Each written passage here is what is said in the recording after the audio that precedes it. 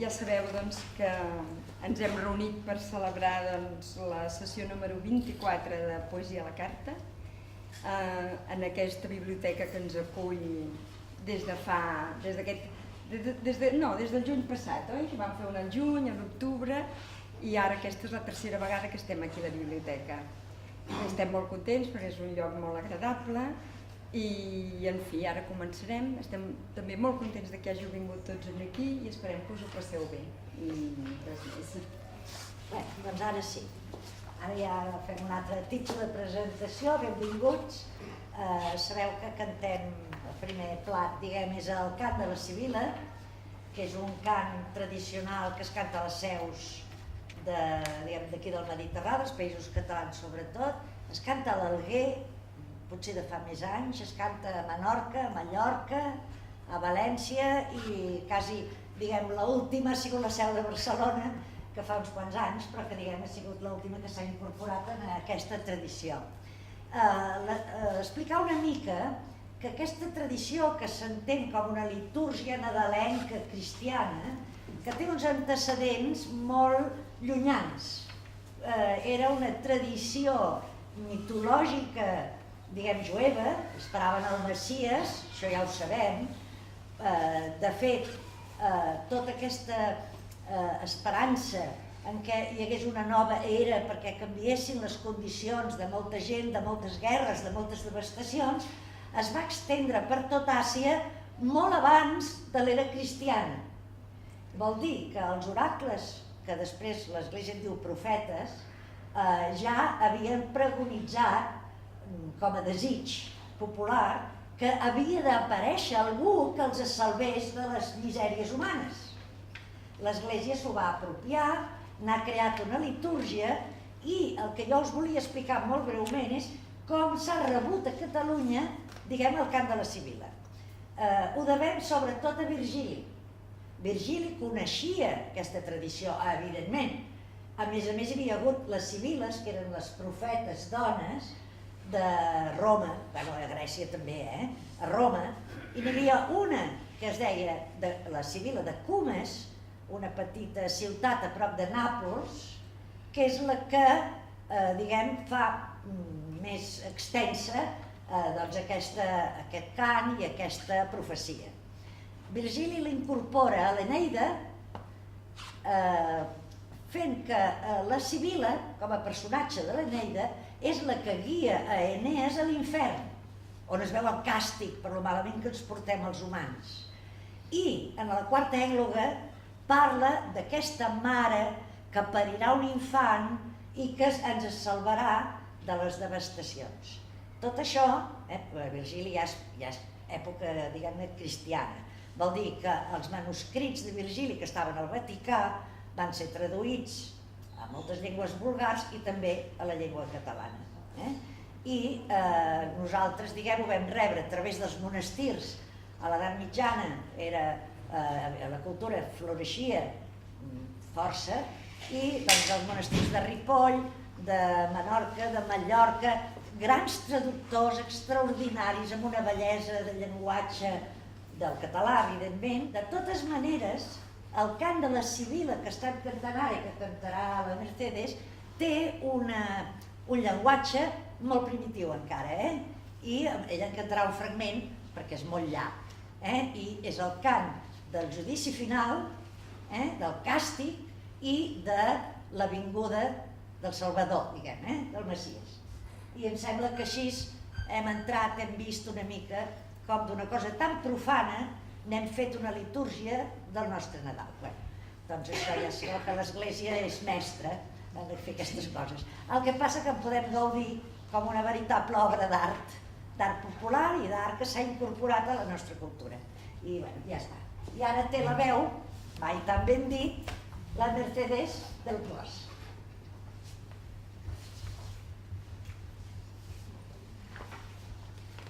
En el llibret trobareu tota la lletra, però no la cantarem tota, oi que no? Un tros perquè és llarguíssim. Bé, suposo que vosaltres sabeu que les interpretacions melòdiques de la Sibila són molt variades, no? Hi ha versions de la Seu d'Urgell, de València, de Mallorca, fins i tot la mateixa Capella Reial, no? La Montserrat Figueras, el Jordi Savall, tenen versions diferents. No? Doncs jo agafo una mica els motius melòdics d'una partitura que m'ha passat la Clara, però també de la Capella Reial i la meva pròpia elaboració del cant de la Sibila, perquè això ha sigut una cosa de tradició popular oral, diguéssim. Després es va començar a fixar una miqueta en l'escriptura, però és tradició oral. Llavors, per mi és un goig també fer la meva reelaboració, oral, entre cometes.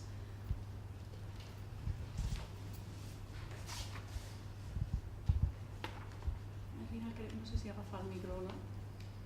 Se sent bé.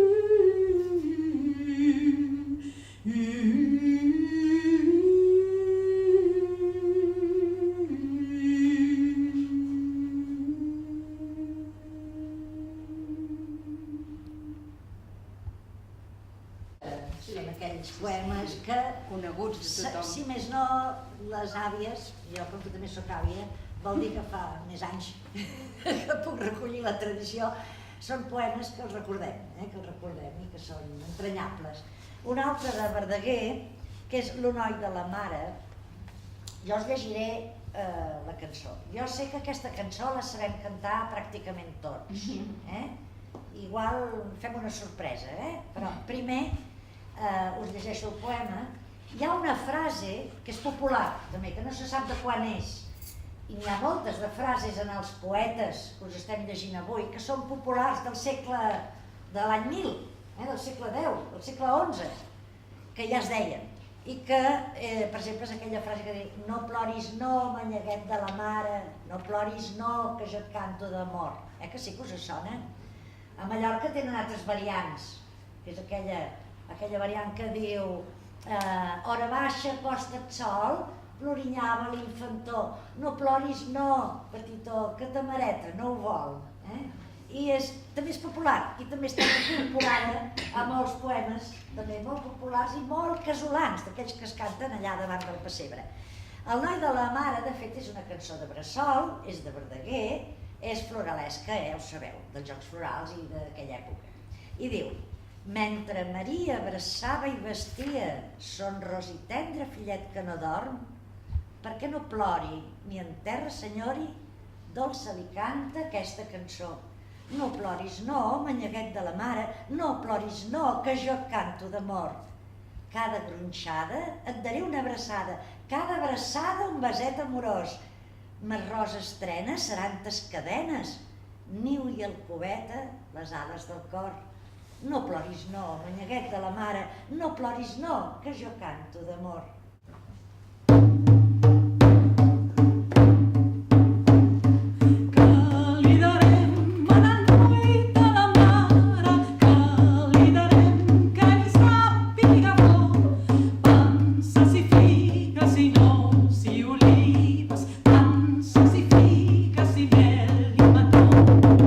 Aquest és el del Maragall, eh?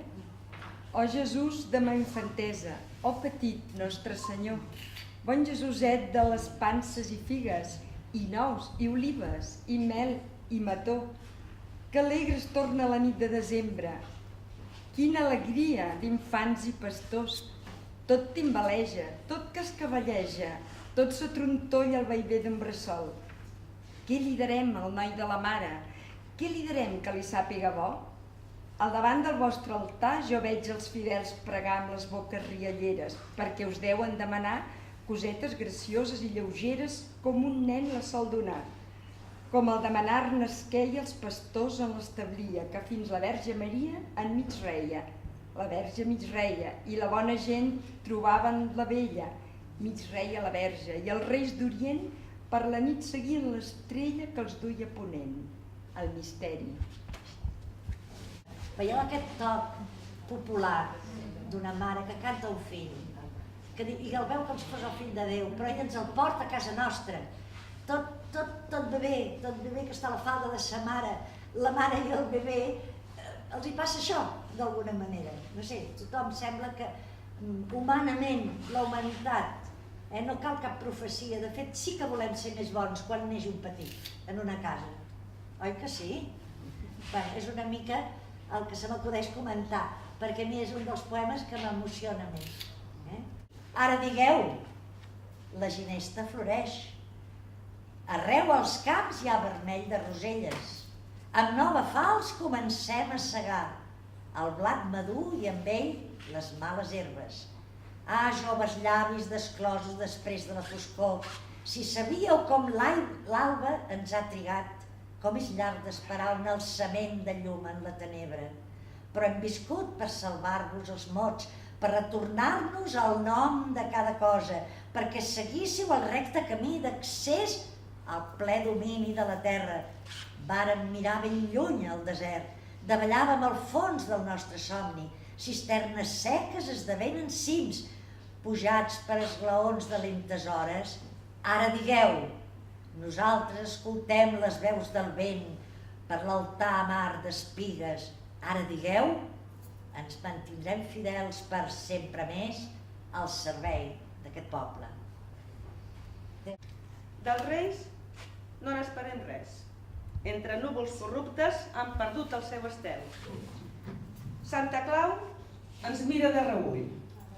Els llums crítics del carrer, esmorteïts i groguencs, no dissipen la foscor. Però enmig de tot això, al portal de casa nostra, ha nascut una llum nova, ha nascut una esperança, una il·lusió que germina, un somni que ja s'albira, una gran nit estelada en un nou nat firmament, més enllà de la misèria i més enllà del poder, com el Jesús dels Betlems, com Jesús de Nazaret. Nadal. Nadal és flama. Nadal és flama, que ens mena l'ànim vers joncs de pau, preuat missatge, excels missatge que envolca el món. Més l'home ofega l'escalidesa amb globs de fel, vestint calvaris amb folls sudaris d'hàlits de sang. Em parla el somni, lliurant foscories dels horitzons, claror de vida que sempre crida dins el nostre cor. Brilla l'estel, càlida joia del firmament, que en llum novella els cors cisella gravant amor. Buscaré un tros de mar i una arena color d'or, on l'àpat gustós i ric sigui a punt per tothom, la copa de vi daurat, la carn olorosa al plat i el cant a terra de la mar. I més tard, a mitjanit, damunt de pobres i nens, la llum clara de l'estel. Ploraré, perquè no és cert, ploraré i finalment xurruparé el blau de mar, No trobo cava més fi i brindaré per Nadal, pel Nadal que jo vull i no pot ser. Es diu La llista de Nadal. La vida, tan a prop de tu i de mi i tan lluny a voltes, s'amaga a les lleixes de la cuina o a l'armari de la roba. Amb cortesia ha deixat la feina i ens mira. Una pausa i encén llums al carrer. Seurà a taula amb nosaltres. Refaig la llista de Nadal. Mai no acabo de resoldre cap propòsit per demà.